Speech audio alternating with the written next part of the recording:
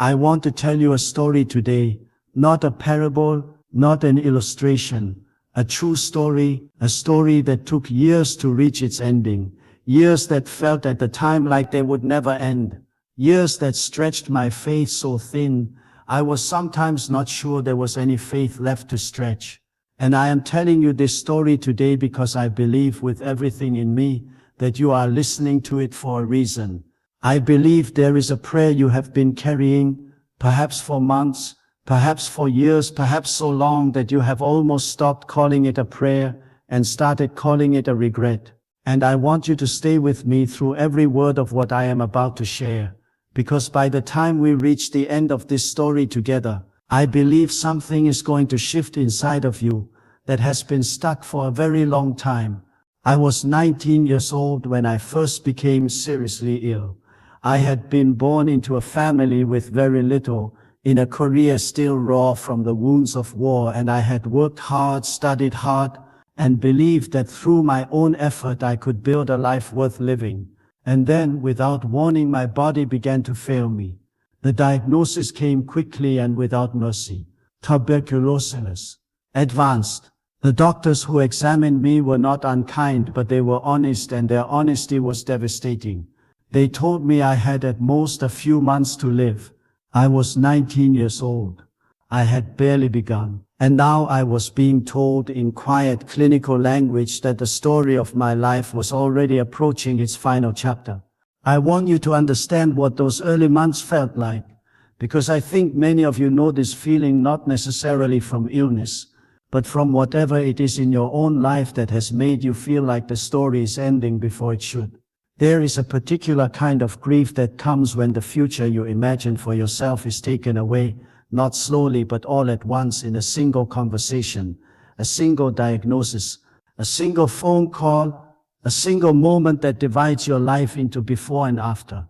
That is what I felt at 19, lying in a bed in a small room, listening to my own breathing and wondering how many more breaths I had left to take. I did not come from a Christian family. Faith had not been part of my upbringing in any meaningful way.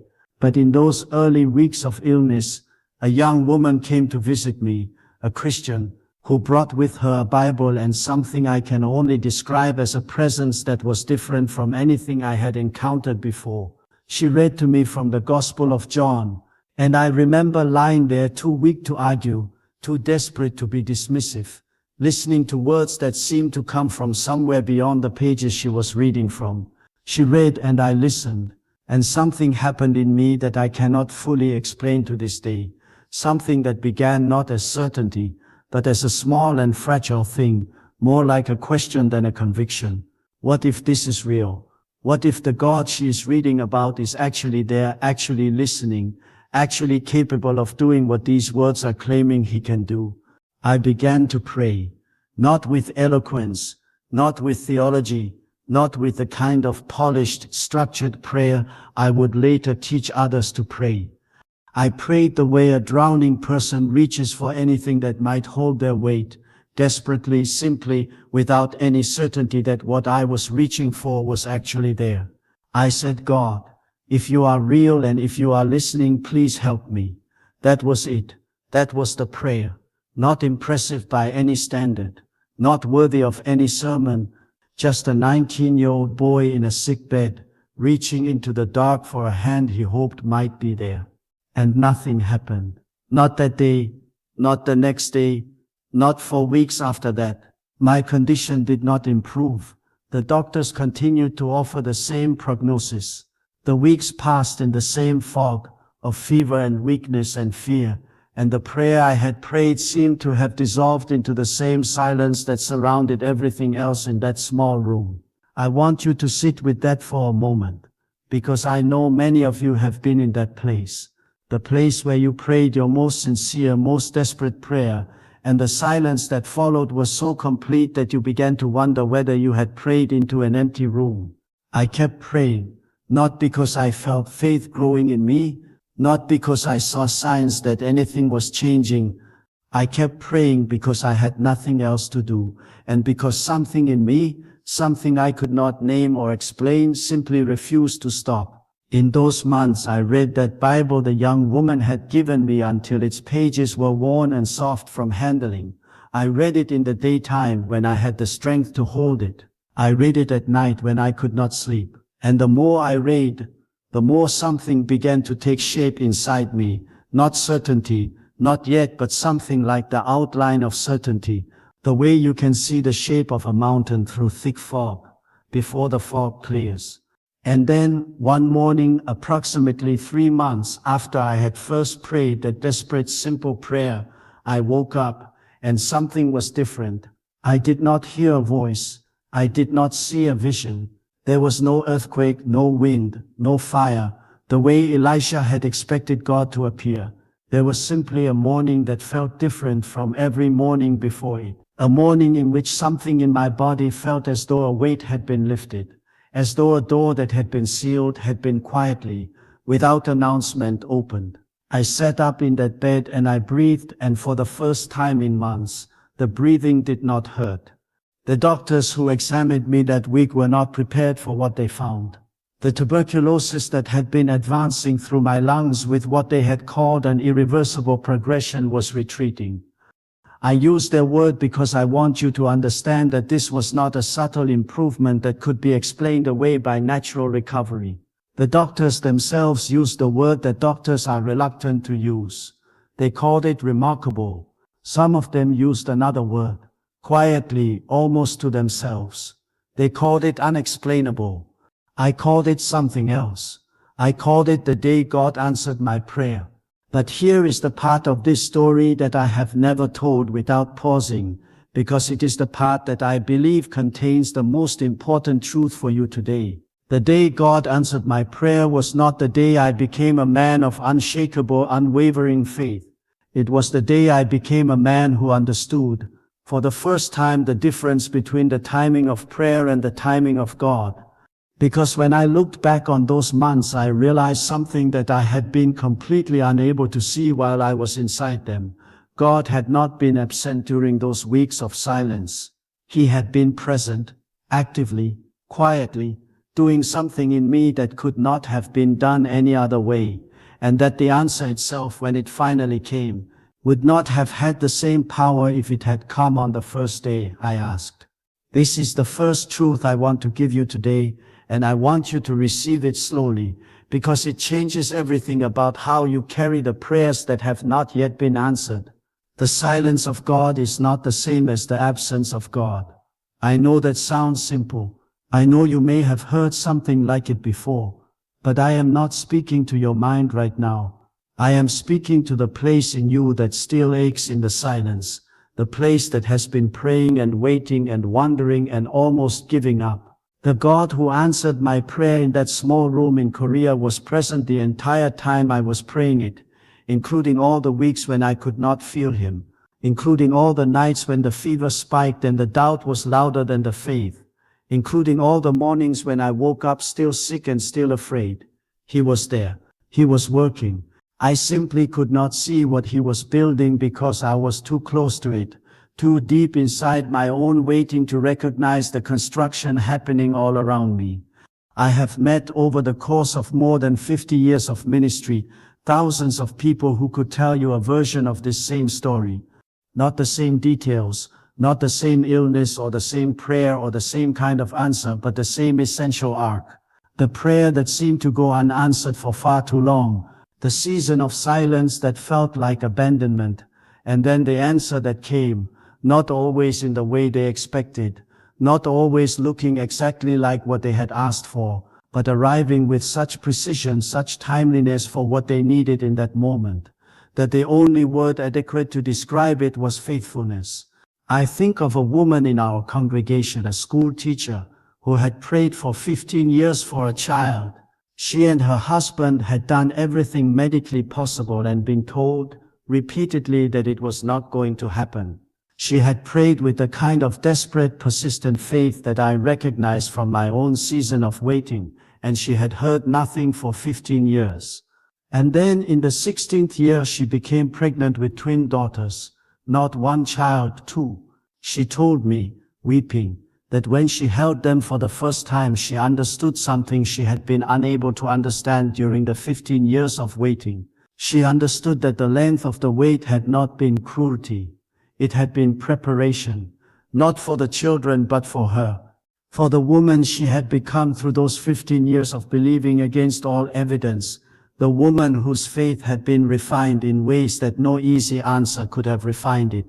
The woman who would raise those daughters with a depth of gratitude and intention that only 15 years of desperate prayer could produce.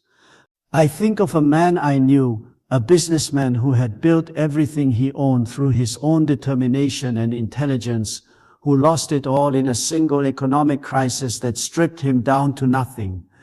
He prayed for years for restoration, for the ability to rebuild what he had lost, and for years the answer seemed to be no. He came to me during those years more than once, and I remember the particular weight that sat on him, the weight of a man who had always been capable of solving his own problems, now faced with a problem he could not solve. He did not look like a man who had lost his money. He looked like a man who had lost his identity, because that is what the money had been carrying for him all along. And through those years of praying and waiting and slowly, painfully discovering who he was when everything external had been stripped away, something was built in him that the original success had never given him, a peace that was not dependent on his circumstances, a faith that was not contingent on his bank balance, an identity rooted in something deeper than what he could produce or prove. When the restoration finally came, and it did come, it came to a different man than the one who had lost everything, a man capable of holding the blessing without being destroyed by it. This is the second truth I want to give you today, and it is this: what God is doing in the waiting is often more important than the answer itself. I know this is difficult to receive, especially when you are in the middle of the waiting. I know it is the kind of statement that can sound hollow when you are tired and discouraged and wondering when or whether the answer is coming. But I have lived this truth, not just once, and I have watched it lived out in the lives of more people than I can count.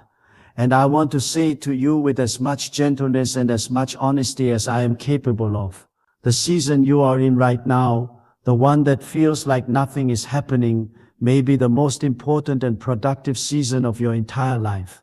What is being formed in you in this waiting is not visible yet. The way a root system is not visible above ground, but it is real, and it is deep, and when the answer finally comes, what has been built in you during the waiting will be the very thing that allows you to carry the answer without being undone by it. I think now of a young pastor I mentored many years ago, a man of extraordinary gifts, who prayed for years for his ministry to grow. He had started a small church with enormous faith and enormous energy, and he preached with a power and a passion that I believed even then would one day reach many people. But the church grew slowly. Sometimes it did not seem to grow at all. People came and people left. Financial pressures were constant. There were seasons when he almost closed the doors. And through all of those years, he prayed with the same prayer, in one form or another: God, let this ministry reach people. Let what I have been given be used for something larger than what I can see right now. I watched him during those years, and what I watched was not just a man praying. I watched a man being built. I watched pride being ground down, slowly, through the friction of struggle. I watched impatience being replaced, slowly, with a steadiness that no amount of early success could have produced. I watched a gifted man being converted into a faithful man, which is a far more difficult and far more valuable transformation. And then, in what seemed to outsiders like a sudden breakthrough but was to me the entirely predictable result of years of quiet construction, his ministry began to reach thousands of people.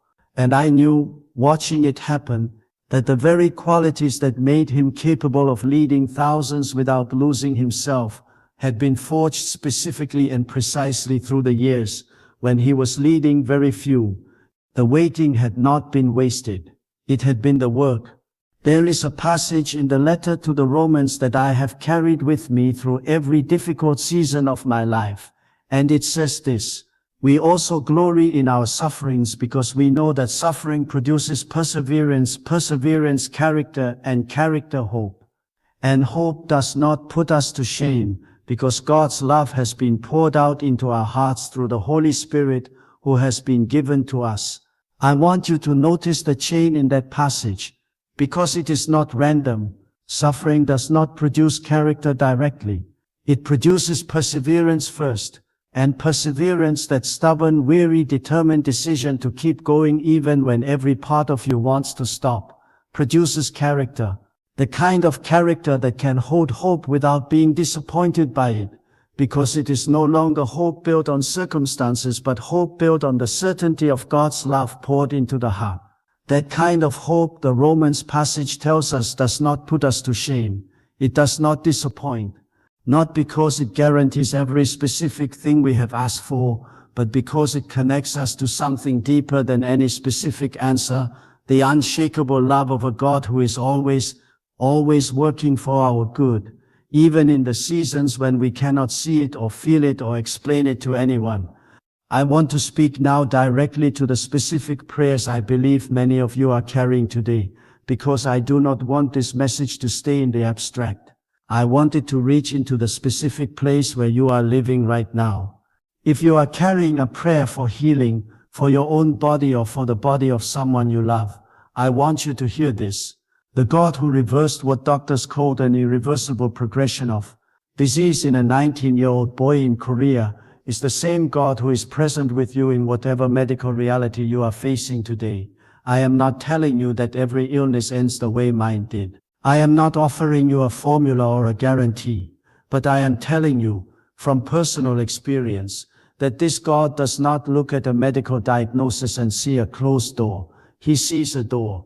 And whether his answer comes through miraculous reversal, or through the steady hand of a doctor guided by wisdom he provides, or through a peace that makes the unbearable bearable, he is working, he is present, and your prayer for healing has been heard. If you are carrying a prayer for a relationship, for a marriage that has fractured, for a child who has walked away, for a friendship broken by words that cannot be taken back, I want you to hear this. The God who softens stone is the God you are praying to. Human hearts that look permanently closed are not permanently closed to Him. I have watched Him reach people that everyone else had given up on, through the persistent, faithful, costly prayer of someone who refused to stop believing for them. Your prayer for that person is not wasted. Every prayer you have prayed for them has been adding to something you cannot yet see, something God is building in their heart that may look, from the outside, like nothing is happening, until the day it suddenly all gives way at once. If you are carrying a prayer for provision, for a way out of financial pressure that has been crushing you for longer than you can explain to anyone, without feeling ashamed, I want you to hear this. God is not indifferent to your need. He does not look at your bank account and shrug. He is the God who provided manna in a desert, oil that multiplied beyond what any jar should have been able to hold, fish and bread that fed thousands from a child's small lunch. He has not run out of creative ways to provide for His people. And the fact that you cannot yet see the way forward does not mean the way does not exist. It means it has not yet been revealed to you. Keep praying, keep believing, and keep your eyes open, because when His provision comes, it may arrive through a door you never thought to watch. And if you are carrying a prayer that you have been too afraid to say out loud to anyone, a prayer so deep and so personal that even putting words to it feels like an act of vulnerability you are not sure you can afford, I want you to hear this most of all. The God you are praying to does not need you to find the right words. He does not require eloquence or theological precision. He heard a 19-year-old boy pray, God, if you are real, please help me. And He answered that prayer in ways that are still reaching people today more than half a century later. Your most inarticulate, most desperate, most unpolished prayer is not too small for Him. It is exactly the kind of prayer He has always been most faithful to answer. I want you to say something with me now. Not because words are magic, not because declaring something makes it automatically true, but because there is something that happens when a human being opens their mouth and chooses to speak truth over their own circumstances. Something that shifts in the invisible places before it shifts in the visible ones. So say this with me now, out loud if you are able. Say, the silence I have been living in is not the silence of a God who has forgotten me. Say, what is being built in me during this waiting is as real as anything I can see. Say, I will not measure God's faithfulness by what I can see today. Say, the prayer I have been carrying has been heard since the first moment I prayed it. Say, I trust the timing I cannot see more than I trust the doubt that I can feel. Say, I am not going to stop praying. Say, I am not going to stop believing. Say, the day my prayer is answered is already written and it is coming. Say, I choose to believe that what God began in me, He will be faithful to complete. And say this final one with everything in you. Say, the true story of my life is still being written, and the best chapter has not yet been told. Father, I come to you now on behalf of every person hearing this message today, every person who has been carrying a prayer for so long that the carrying has become its own kind of exhaustion. I ask that you would meet them in this moment with a renewal of strength they cannot manufacture for themselves. A renewal that comes only from the one who never grows weary and never sleeps and never stops working on behalf of those who call on His name. I ask that you would remind every person listening today of the specific moments in their own history when you have been faithful, the moments that may have faded in the difficulty of the current season, the answered prayers they may have forgotten while they wait for the current one. Let those memories rise up now as evidence of your character, as proof that the silence they are in today is not the final word. For the one praying for healing, let your peace cover them like a garment tonight, and let them wake tomorrow with a renewed sense that you are present in their body even when they cannot feel it. For the one praying for a relationship to be restored, let the love you have poured into their hearts sustain the prayer that their own strength can no longer sustain. For the one praying for provision, open the eyes of their faith to see the provision already in motion that they have not yet recognized. For the one praying the prayer they have never dared to say out loud, let this be the moment they say it to you right now without shame and without fear, knowing that you already know it and have already begun to answer it. I ask that you would give every person listening today a specific, undeniable sign in the days ahead, something that carries your unmistakable signature, something that reaches into the place of their deepest doubt and says, I am here, I have always been here, and I have not forgotten. We thank you for the prayers already answered that we cannot yet see. We thank you for the waiting that is doing what no easy answer could do. We thank you for the story you are still writing in each of these lives. And we thank you above all for the faithfulness that does not waver even when ours does. In Jesus' name, amen. The day God answered my prayer was not the day my tuberculosis retreated. I understand that now in a way I could not have understood at 19. The day God answered my prayer was actually the day I first prayed it, in that small room with that worn Bible on my chest and nothing left to offer but honesty, because the moment I reached into the dark for a hand I hoped might be there, the answer had already begun. I simply could not see it yet. And I want you to know, with everything I have and everything I have lived, that the same is true for you. The moment you prayed your prayer, the answer began. You are not waiting for God to start. You are waiting to see what He has already been doing. And the day you finally see it, the day it all becomes clear, that day is coming. It may be closer than you think. Do not stop before you reach it. If this true story stirred something in your heart today, share it with someone who needs to know that their prayer has not been forgotten. Subscribe to Faith Rising for a new message every single morning at 7, because tomorrow's message may be the one that carries you through whatever today could not resolve. And before you go, leave a comment below and tell me, what is the prayer you have been waiting the longest for God to answer? I read every single one, and your honesty today may be the very thing that keeps someone else going tomorrow. Faith Rising, rise every day in faith.